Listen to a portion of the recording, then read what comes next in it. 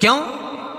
तो लिंग पुराण के अंदर और शिव महापुराण के अंदर वर्णन किया गया कि भगवान शंकर ने नंदी को वचन दिया था, सुनो नंदी। शंकर भगवान से नंदी कहता है हमारा भरण पोषण कैसे हो? शंकर भगवान कहते हैं नंदी मेरे शिवलिंग पर यदि, कई लोगों को थोड़ा ध्यान दीजिएगा, है बहुत कथा पर बहुत ध्यान देना, शिव महापुराण की कथा है, बार बार ऐसी कथा नहीं मिल सकती आपको। सुनोगे आप अपनी जगह पर, बहुत वक्ता हैं, बहुत प्रेम से बांचते हैं, पर जो कथा रस तत्व से आपको मिल जाए उसको ले लीजिए महाराज।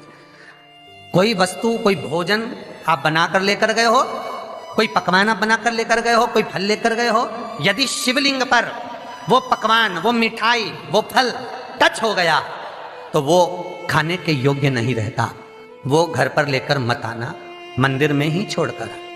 यदि भोजन, पकवान, मिठाई, शिवलिंग यहां पर है और भोजन का भोग तुमने इतनी दूर से लगाया है, फल इतनी दूर रखा है, वो शिवलिंग पर टच नहीं करा गया है, तो उस प्रसाद को, उस फल को आप पा सकते हो, उसको खा सकते हो। पर जो शिवलिंग पर टच हो गया फिर वो केवल नंदी, श्रृंगी, भृंगी, प्रेतों का, भूतों का, आहूतों का भाग होता है। प्रेत, भूत, आहूतों का, वो फिर खाने योग्य नहीं है। हाँ, यदि नर्मदेश्वर महादेव हैं, नर्मदा जी के जल से कोई शिवलिंग प्रकट हुआ है, नर्मदा जी के जल से, कोई कंकर से, नर्मदा के जल से अगर कोई शिवलिंग प्रकट हुआ है, उस शिवलिंग की स्थापना कहीं पर है या आपके घर में है, तो उसको कुछ भी टच हो जाए वो पा सकते हो, पर बाकी के शिवलिंग को स्पर्श किया हुआ नहीं पा सकते। केवल एक नर्मदेश्वर महादेव नर्मदा के जल से प्रकट हुए। कई लोग पूछते हैं ये सांप है कौन, ये सर्प है कौन, तो उसको बताओ ये भगवान शंकर के गले में जो एक सांप पड़ा हुआ है ये भगवान विष्णु हैं। और शंकर भगवान के सिर पर जो जटा में सांप दिखता है, वो हाथ में सांप बंधे रहते हैं, वो दो हाथों में, कमर पर, सिर पर, केशों पर जो सांप 5 नजर आते हैं वो, तो बताओ ये शंकर भगवान की 5 लड़कियां हैं, जया, विषहरा, शामली बारी, दो तली और देव। ये 5 लड़कियां भगवान शंकर के इर्द गिर्द घूमती हैं, आस पास भ्रमण करती हैं, सभी ये शिव की बेटियां भगवान शंकर के साथ भ्रमण करती हैं।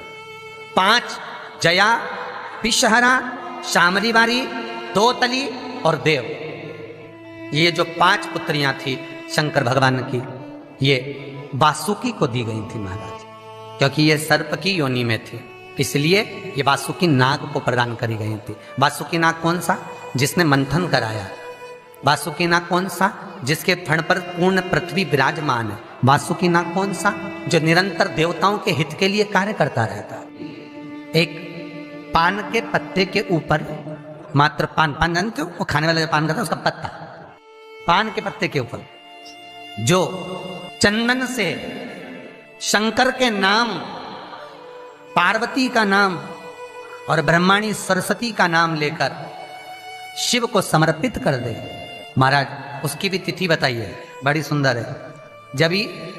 जब रवि का पुष्य योग पड़े, रवि पुष्य नक्षत्र हो, रवि का पुष्य योग पड़े, उस समय पान के पत्ते पर चंदन से शंकर, पार्वती और सरस्वती का स्मरण कर कर जो शिवलिंग के ऊपर उस पान के पत्ते को चढ़ाकर 5 बेलपत्र, 3 समी पत्र समर्पित कर देते हैं, उस बच्चे से चढ़वा देते हैं, वो बच्चा कभी पढ़ने में कमजोर नहीं होता, विद्या में बढ़ता ही बढ़ता है। पलटकर माँ बाप को देखना ही नहीं पड़ेगा, बच्चे को कभी भी माँ को कहना ही नहीं पड़ेगा कि पढ़ने बैठ, वो खुद पढ़ेगा, रुचि से पढ़ेगा। 5 बेलपत्र, 3 समी पत्र समर्पित कर दें, भगवान शंकर का स्मरण करें और उस बच्चे को प्रणाम करवा कर वापिस लेकर आए, बच्चा विद्या में प्रबल होता है, विद्या प्रकट। भगवान शिव देने वाला है, सरस्वती को स्वर वो दे। शिव महापुराण की कथा, लिंग पुराण की कथा, विष्णु पुराण की कथा, पद्म पुराण की कथा कहती है कि किसी वृक्ष के नीचे, जिन वृक्षों का गुणगान हमारे शास्त्र करते हैं, जिन वृक्षों का गुणगान हमारी पुराणे करती हैं, उन वृक्ष के नीचे अगर एक मंत्र का मनका भी फेरा जाए तो उसका पुण्य 1000 गुना प्राप्त हो जाता है, आप रूप प्राप्त होता है अपने आप जिस पुण्य को करना चाहते। मेरा बहुत निवेदन है महाराज, बहुत प्रयास करा करो, प्रयास करना। अगर हाथ के मनके की माला भी नहीं हो और किसी पीपल के पेड़ के नीचे 15 मिनट बैठने का मौका मिल गया, आंवले के वृक्ष के नीचे 5 मिनट बैठने का मौका मिल गया, किसी आंवले के वृक्ष के नीचे 5 मिनट बैठे हो ओम नमो नारायण का मंत्र का स्मरण कर लो, ओम नमो भगवते वासुदेवाय का जाप कर लो, बस उसका फल 4 गुना 1000 गुना प्राप्त हो जाता है। शमी के पेड़ के नीचे बैठे हो, श्री शिवाय नमस्तुभ्यम का जाप करिए, 4 गुना फल मिलेगा, 1000 गुना फल। बेलपत्री के पेड़ के नीचे गए हो, ओम नमः शिवाय ओम का जाप करिए, फल मिलेगा। उस फल को हमें पाना है। कई लोग कहते हैं महाराज हम पूजन बहुत करते हैं, हम पाठ करते हैं, हम अर्चना करते हैं, हम व्रत रखते हैं, हम उपासना करते हैं, हम दान करते हैं, हम पुण्य करते हैं, हम सत्कर्म करते हैं, उसके बाद भी दुख क्यों है? हम पूजन तो कर रहे हैं। आपके पेट में दर्द हुआ, मान लो आपके सिर में दर्द हुआ, अब सिर में दर्द हुआ तो आपने गोली तो खाई, एनासिन भी खाई, क्रोसिन भी खाई, डिस्परिन भी खाई, कॉम्बिफ्लेम भी खाई, ना जाने कहां की गोलियां खा गए, सिर में दर्द था और 4-5 तरह की गोली खा गए। तुमने जब तो गोली खा ली और गोली खाने के बाद तुम्हें थोड़ा सा असर भी हो गया, पर इतनी गोलियां जो खाई है तो बाद में रिएक्शन तो करेगी, कुछ तकलीफ तो देगी, कुछ गर्मी तो करेगी, बीपी शुगर ऊंचा नीचा कर सकती है, नहीं पाई। उसी तरह मंत्र, माला, पाठ, जप, अनुष्ठान फल कब देते हैं और फल कब नहीं देते, ये शिव महापुराण की उमा संहिता कह रही है। शिव महापुराण का उमा खंड, पार्वती खंड को अच्छे से पढ़िए तो उसमें बताया है, उसमें वर्णन किया है। हम पाठ करने बैठे, इतनी बड़ी पोथी लेके लोग बैठ जाते हैं, पहले राम रक्षा स्तोत्र पढ़ लिए, फिर ये पढ़ लिए, गीता जी का अध्याय पढ़ लिया, ये पढ़ लिया, ये चालीसा, दुर्गा चालीसा, शिव चालीसा, तांडव, ये मंत्र जप लो, वो मंत्र जप लो, फिर कोई महाराज बता गया, वो मंत्र जप लो, फिर कोई महाराज बता गया, वो मंत्र जप लो, ये वाला देवता ला के अलमारी में रख लो। इतनी बड़ी पूजन की अलमारी, बस इतनी बड़ी, ज्यादा से ज्यादा होगी तो इतना बड़ा पूजन का घर, कमरा, उसमें इतना सारा देवता।